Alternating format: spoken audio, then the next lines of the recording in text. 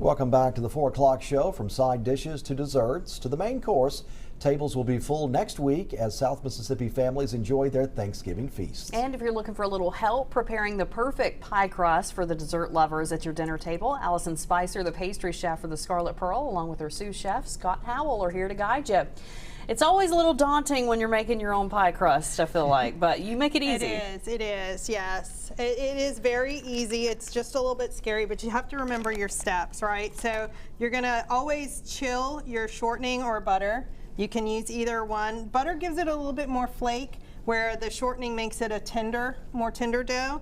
So you want it to be nice and chilled when you're adding it to, as well as your water. You want that to be chilled too. So once you get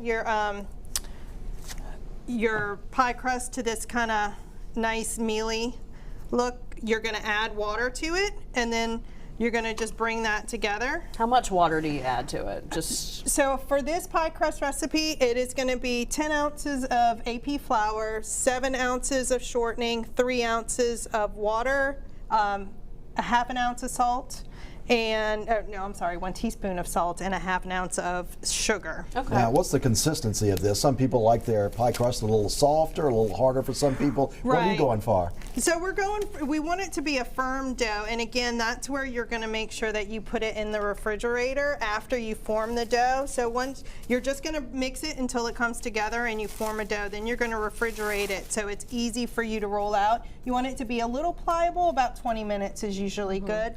Then I like to, when I'm doing it at home, I like to put it between 2 pieces of parchment paper. It makes it easier for you to roll out. So you just stick it in between, roll it out until it's about 1/4 of an inch thick.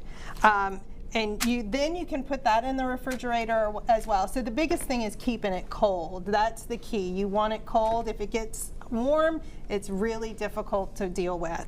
So I'm not going to roll that out, but we have one that's already, no, not that one. We have one that's already rolled out. And again, like I said, I usually put it through parchment, and it just makes it easier. You turn it upside down, roll it onto your pan, and then you're just going to kind of work the dough around the sides. So what would you say the advantages are to making your own dough versus bought pre-made dough? Pre-made is great, you know, if you want to go that route. There's some decent doughs, but you can adjust the amount of salt in it. Some people like a little bit more savory.